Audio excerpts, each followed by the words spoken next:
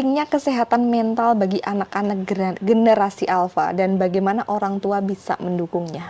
Baik, kesehatan mental itu sepertinya sangat penting untuk semua orang ya. Betul. Apalagi untuk anak-anak yang memang masih bertumbuh dan membutuhkan rangkulan gitu ya dari orang tua.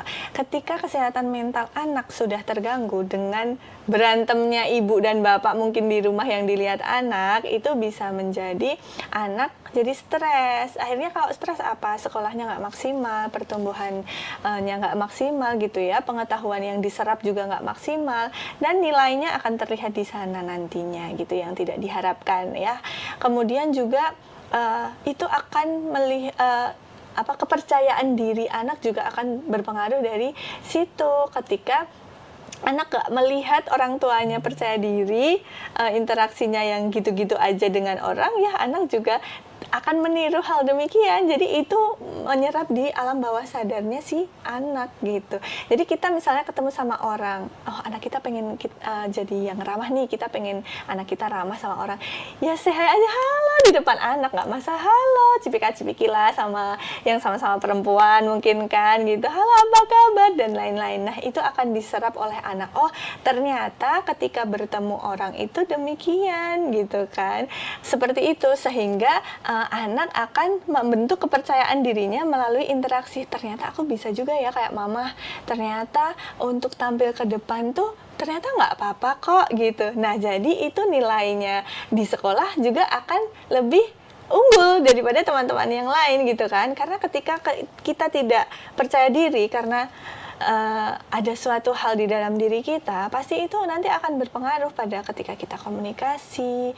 Sebenarnya saya bisa tapi saya tidak mampu mengungkapkan, tidak berani untuk tampil. Nah itu juga akan berpengaruh pada nilai-nilai di sekolah. Jadi kesehatan mental itu sangat penting untuk generasi alfa, karena generasi alfa masih sekolah juga gitu kan, mencari jati dirinya gitu, lagi mencari jati dirinya.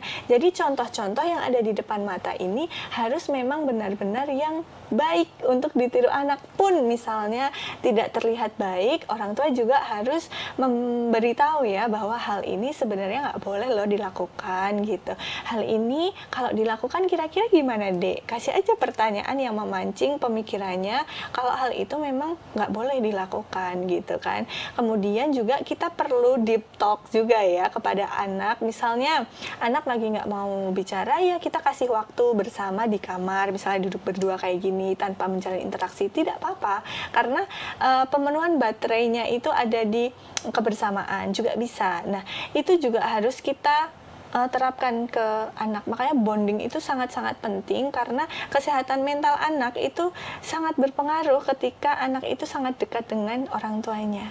Ketika orang tuanya nggak dekat, ya nanti mentalnya tetap akan terganggu ya gitu. Entah itu percaya dirinya yang kurang, kok itu bisa dekat sama ayahnya ya, bisa cerita seperti ini sama ayahnya, itu minder dulu kan mbak, misalnya mau ngobrol gitu, terus mau interaksi, pasti akan ada minder, nggak jadi, mundur, akhirnya ya udah, jadi keterampilan kita tidak terasah. Sehingga kesehatan mental ini sangat-sangat perlu dijaga oleh orang tua ya, karena generasi alfa masih sangat perlu dukungan orang tua untuk memaksimalkan potensi anak gitu. Nah nanti misalnya kelihatan nih, oh suka ngelukis gitu, jangan dilarang, dek nanti dulu lah beli alat lukisnya bulan depan atau tahun depan gitu, jangan dulu, dikasihlah fasilitasnya gitu ya, sehingga anak, wah orang tua mendukung nih aku buat jadi berkembang di